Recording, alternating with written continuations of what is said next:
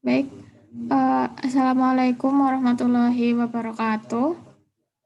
Waalaikumsalam warahmatullahi wabarakatuh. Waalaikumsalam warahmatullahi wabarakatuh. Sini kami akan mempresentasikan hasil diskusi kami mengenai tugas IPA terapan dengan 4 soal yang akan dijawab nantinya. Anggota kami beranggotakan yang pertama ada Mardianingrum, NIM K7 119-153, lalu ada Miftah Nur Aini dengan NIM K7 119-162, saya sendiri Nida Wuliana Jati NIM K7 119-190, dan yang terakhir ada Niken Selma Fatmawati dengan NIM K7 19193. Yang pertama yaitu mengenai kasus perebutan anak. Nah, misalkan ada kasus perebutan anak antara ayah dan ibu, ingin cek bahwa itu anak kandung atau bukan. Nah, misal jadi kalau mau cek, misalkan anak kandung atau bukan, bisa dilihat dari susunan DNA anak tersebut, lalu dibandingkan dengan kedua orang tuanya. Kalau susunan DNA ibu dan ayah itu ada pada anak, berarti anak itu benar-benar anak kandung mereka. Lalu gimana sih tahapan DNA itu? Yang pertama yaitu ada pengumpulan sampel. Tahap pertama dari tes DNA sendiri adalah pengumpulan sampel. Sampel dapat berupa cairan tubuh atau rambut seseorang. Keduanya membawa DNA sehingga dapat dijadikan bahan uji. Sampel yang paling umum diambil adalah usap di bagian dalam pipis seorang. Yang kedua yaitu ekstraksi sel. Tahap selanjutnya adalah ekstraksi sel. Cara ini dilakukan dengan cara memecah membran sel. Umumnya tahap ini dilakukan dengan cara menambahkan enzim ke dalam larutan yang mengandung sampel DNA. Lalu ada pemisahan DNA. Tahap ketiga adalah pemisahan DNA. Cara memisahkan DNA yang paling umum adalah proses elektroforesis. Metode ini menggunakan medan listrik untuk mengurutkan molekul dalam sampel. Yang keempat ada penyalinan DNA. Penyalinan DNA dilakukan melalui proses yang disebut PCR. Selain DNA ini kemudian diuji untuk salinan DNA ini kemudian diuji untuk penanda genetik. Yang kelima ada pengujian DNA. Pengujian dilakukan untuk menemukan penanda genetik dalam DNA yang dapat mengidentifikasi sebuah hubungan.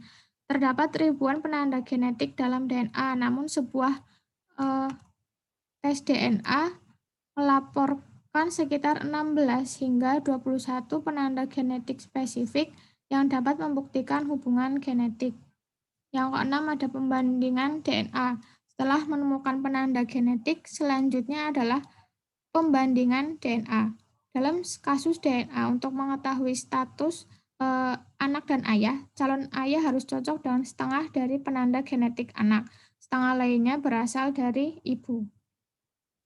Nah, untuk hasil tes DNA sendiri biasanya diketahui dalam waktu bisa sehari, tapi umumnya itu sekitar 1-2 minggu.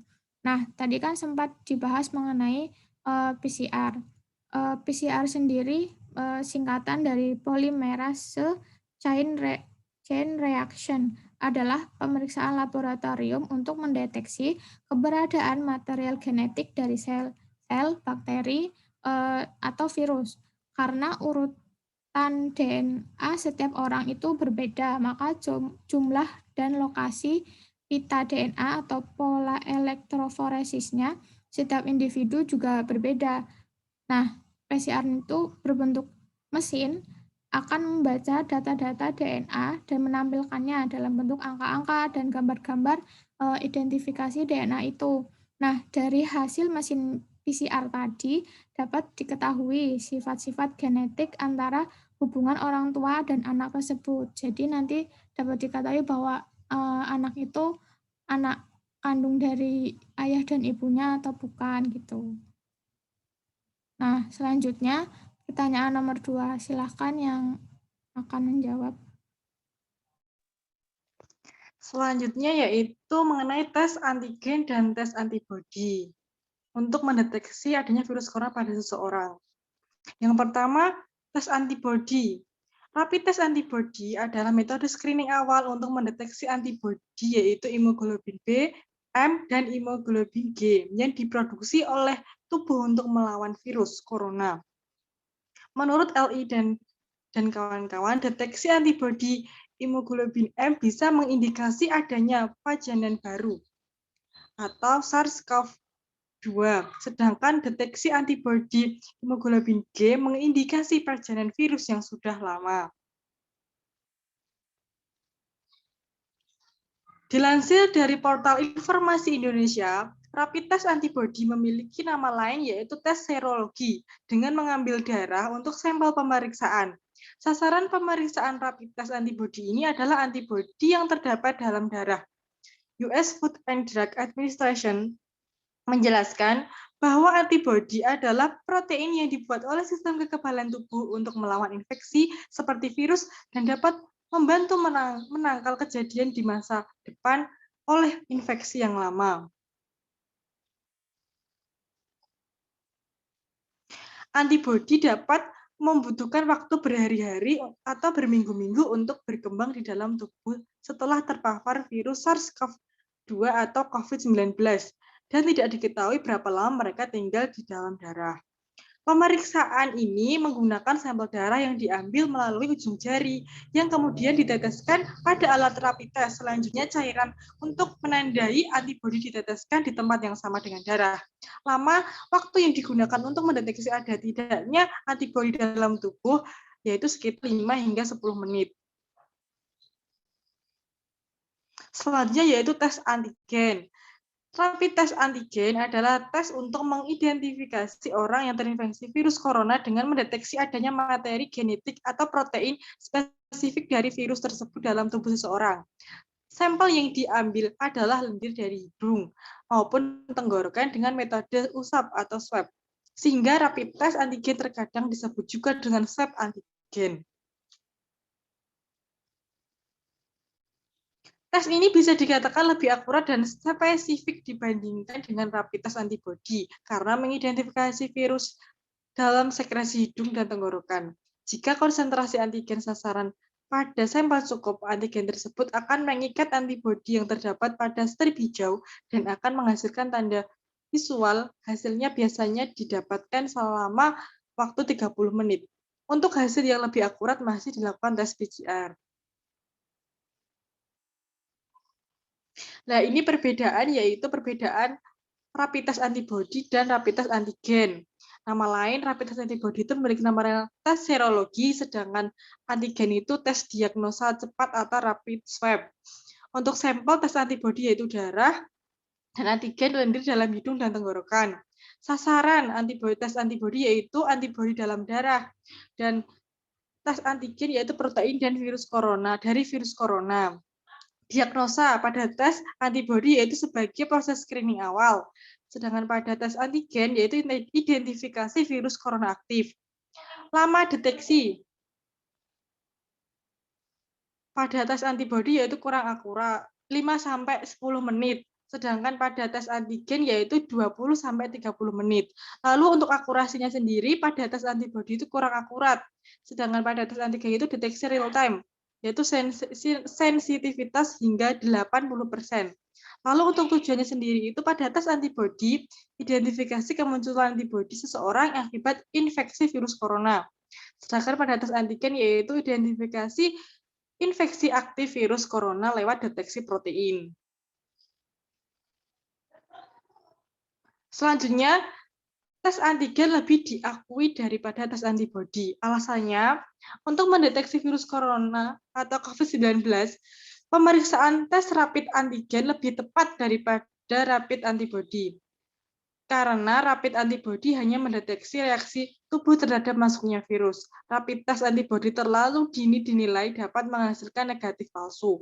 Hal ini disebabkan sistem kekebalan tubuh memerlukan waktu sampai 1-2 minggu untuk membentuk antibodi terhadap suatu virus. Dengan kata lain, meskipun sudah terinfeksi, tetapi virus dapat tidak terdeteksi akibat tubuh belum memproduksi antibodi. Padahal seseorang sudah dapat melakukan penularan kepada orang lain. Pemeriksaan rapid test antibodi ini masih kurang akurat karena antibodi seseorang biasanya baru akan terbentuk 14 hari setelah orang tersebut terinfeksi COVID-19. Untuk selanjutnya akan dijelaskan oleh rekan saya.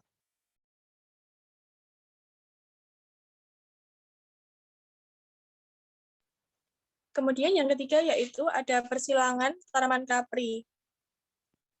Persilangan tanaman kapri ini berdasarkan dengan perkawinan trihibrid. Perkawinan trihibrid ini sendiri merupakan perkawinan antara individu dengan 3 sifat yang berbeda. Di sini saya mengambil contoh persilangan trihibrid pada kacang kapri dengan ketentuan yang pertama yaitu tanaman kacang kapri dengan karakteristik tinggi, kuning, dan juga bulat. Kemudian yang kedua yaitu pendek, hijau, dan keriput. Dapat dilihat pada P1 atau parental pertama, kita menggunakan huruf T besar, K besar, dan juga B besar. Ini menandakan bahwa karakteristik tanaman yang positif, sedangkan untuk yang pendek, hijau, keriput, kita menggunakan huruf kecil-kecil karena ini merupakan tanaman yang negatif. Jadi di sini akan disilangkan, dan akhirnya akan membentuk teks nida. Dan kemudian akan membentuk keturunan-keturunan seperti pada tabel di sini. Dapat dilihat pada F2 atau keturunan terakhirnya ada 64 keturunan yang terdiri dari beberapa karakteristik tanaman yang terbentuk dari persilangan yang telah dilakukan. Next. Dapat dilihat pada keturunan kedua atau F2 dapat diperoleh sebanyak 64 keturunan. Ini dapat dicari dengan menggunakan rumus 2 pangkat N pangkat 2 atau sama dengan 2 pangkat 3 kali 2 sama dengan 64 keturunan. Dari persilangan trihibrid dari kacang kapri ini dapat diperoleh perbandingan fenotip. Yang pertama yaitu tinggi kuning bulat yang berjumlah 27 keturunan, tinggi kuning keriput berjumlah 9, tinggi hijau bulat 9, tinggi hijau keriput 3, pendek kuning bulat 9, pendek kuning keriput 3, pendek hijau bulat 3, dan pendek hijau keriput 1.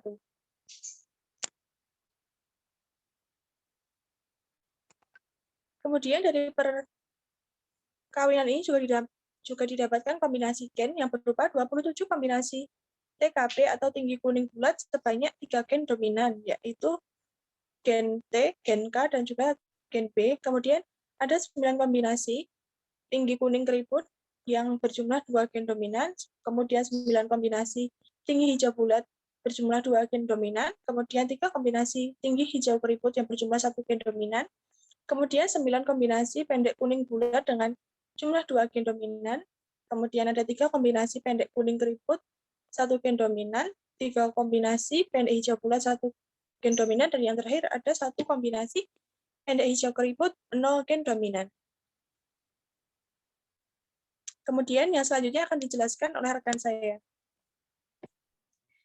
Ya, selanjutnya kita akan membahas silsilah kerajaan Inggris yang mengidap hemofilia.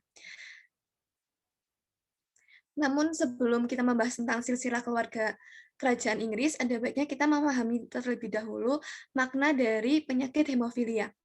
Hemofilia merupakan kelainan genetik pada darah yang disebabkan adanya kekurangan atau defisiensi faktor pembekuan darah. Hemofilia ini adalah penyakit yang disebabkan oleh kelainan genetik. Penyakit ini diturunkan karena adanya kromosom yang terkait dengan kelainan ini adalah kromosom X. Kromosom X ini yang merujuk pada kromosom seks.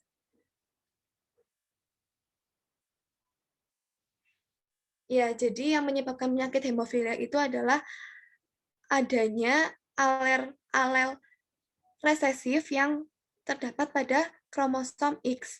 Kalau misalnya kromosom seks untuk perempuan itu kan XX. Nah, jika terdapat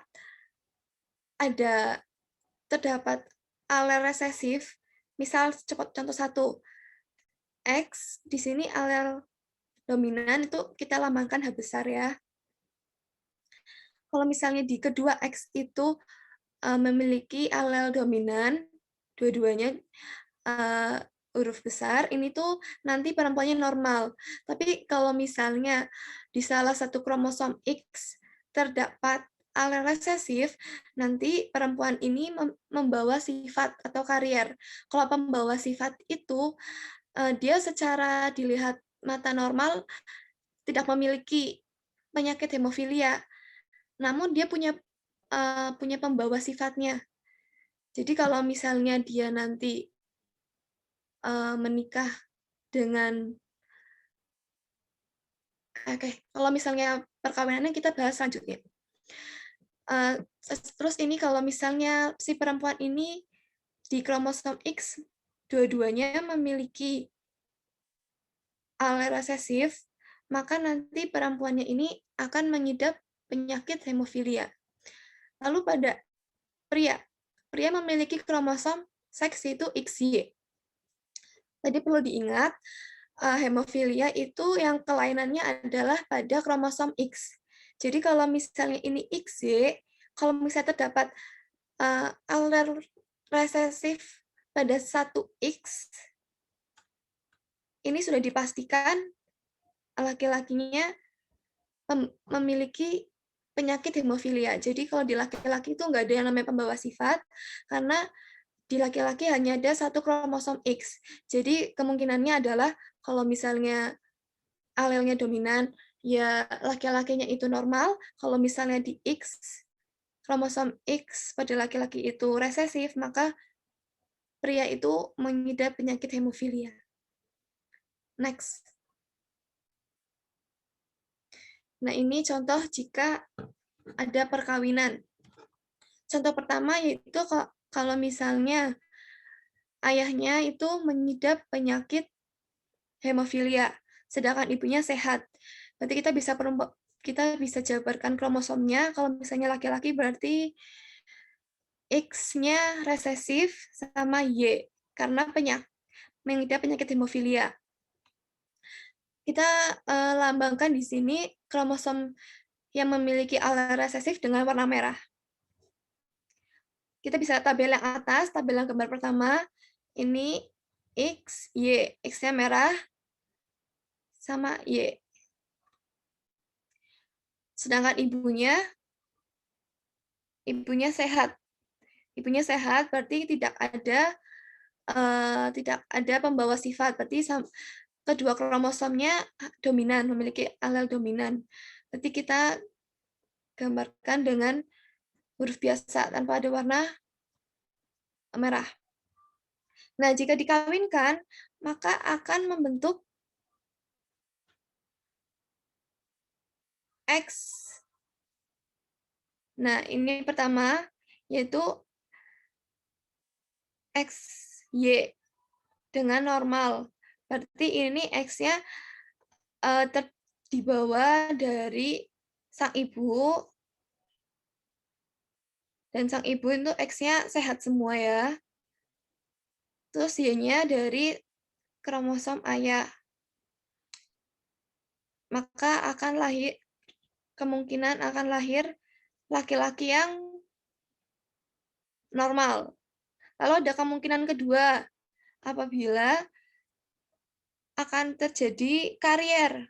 Apabila si anak ini menurun dari dia mengambil kromosom X dari sang ayah, kromosom X dari sang ayah yaitu memiliki alel resesif atau turunnya dari ayah, lalu X yang selanjutnya dia dari ibu yang sehat X-nya. Jika seperti ini, maka anak perempuan itu yaitu pembawa sifat hemofilia atau karier. Lalu di 3 sama seperti tadi, ini laki-laki sehat, XY, karena X-nya dari ibunya, Y-nya dari ayahnya. Terus yang keempat juga, X-nya dia dari ayahnya yang pengidap penyakit, lalu X selanjutnya dari sang ibu. Berarti kalau misalnya perkawinan antara ayah memiliki penyakit hemofilia dengan ibu sehat, yaitu anaknya memiliki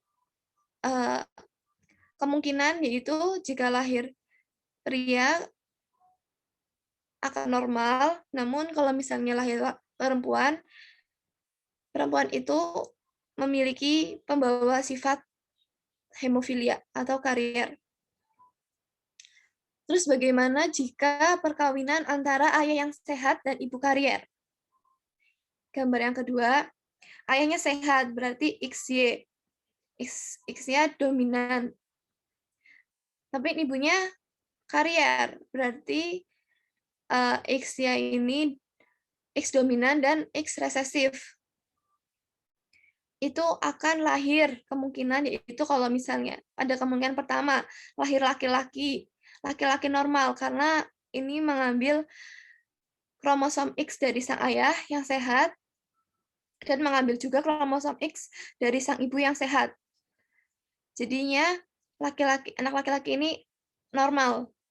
Terus ada juga kemungkinan anak perempuan karier apabila dia mengambil dari kromosom X dari sang ayah yang sehat dan mengambil dari kromosom X dari ibu yang memiliki alel resesif, maka akan anak perempuan ini jadi karier.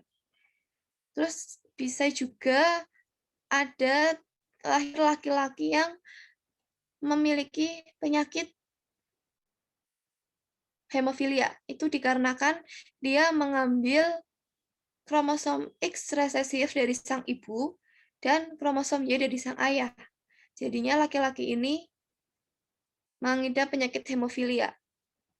Lalu ada perempuan yang sehat.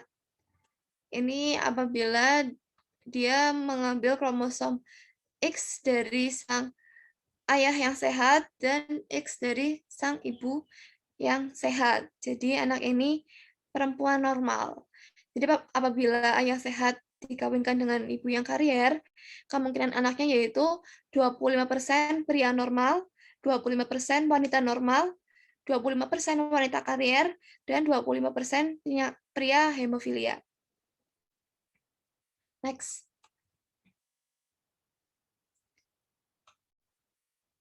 Atasnya. Ya, ini merupakan silsilah dari kerajaan Inggris yang awalnya kita ambil dari Queen Victoria. Kerajaan Inggris ini terkenal dengan penyakit hemofilia ini terkenal berasal dari kerajaan Inggris. Karena di keluarga ini memiliki banyak keturunan yang mengidap penyakit hemofilia. Untuk tahu bagaimana bisa terdapat penyakit hemofilia, kita akan jabarkan kromosom-kromosomnya. Nah, jadi pada awalnya kan berasal dari Queen Victoria. Queen Victoria ini kalau misalnya dilihat normal, dia itu normal. Karena ini dapat dilihat kalau warna putih, ini tuh wanita karier. Dia normal, tapi membawa sifat. Jadi di kromosom X-nya itu ada X dominan dan X resesif. Nah, dia menikah dengan Albert. Albert di sini dia sehat ya. Bisa dilihat kalau warna biru ini laki-laki sehat atau X dominan Y. Nah, setelah mereka menikah, mereka memiliki anak.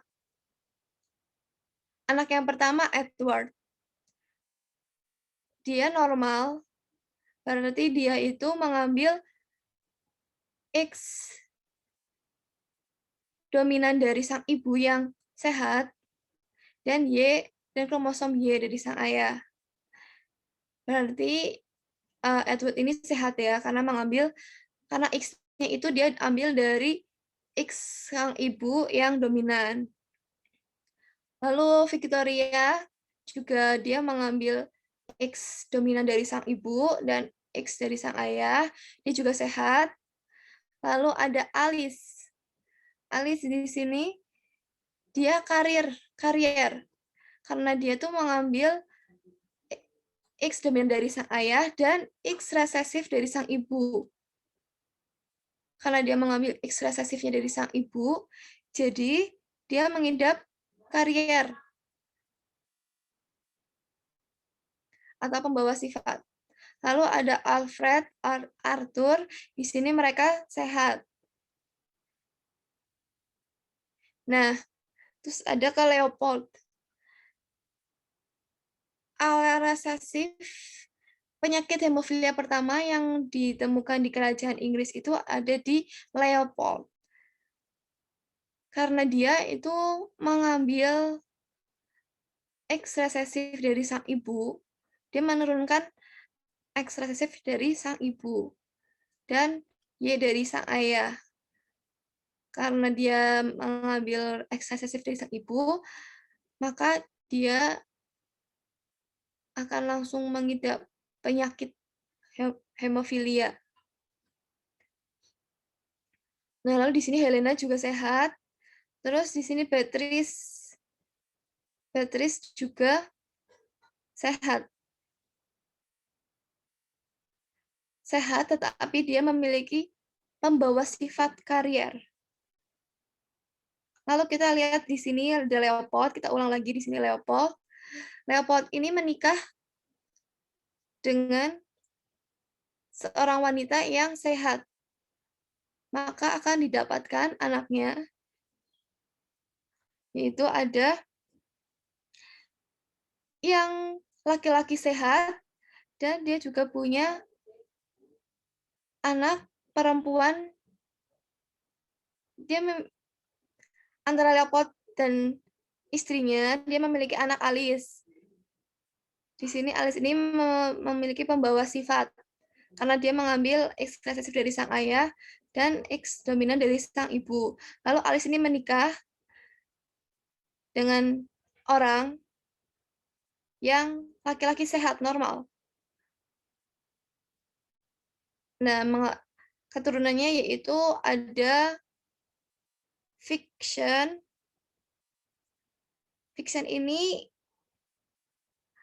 dia membawa resesif dari sang ibu dan Y. Jadi dia laki-laki dengan penyakit hemofilia. Lalu ada Mary, dia sehat.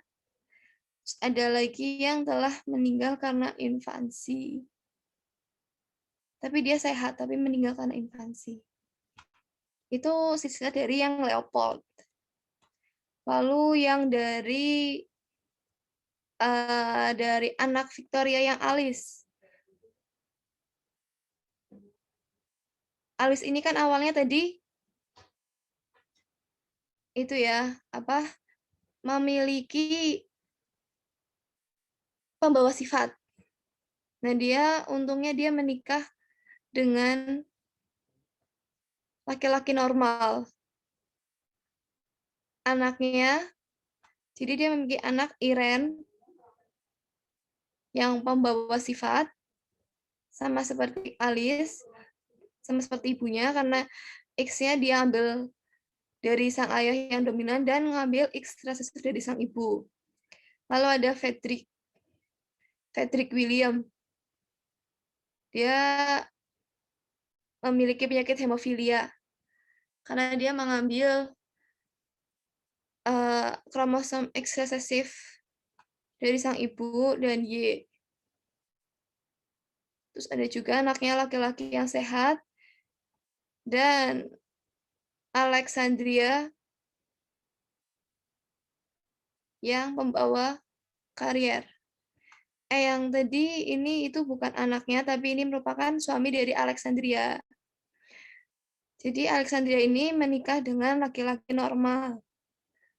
Terus dapatkan anak perempuan yang normal dan anak laki-laki yang memiliki penyakit hemofilia. Terus yang Irene juga, dia menikah dengan Henry of Prussia. Henry of Prussia ini merupakan anak dari tadi Victoria dan suaminya. Nah, antara Henry dan Irene ini keturunannya yaitu memiliki 2 laki-laki yang dua-duanya ini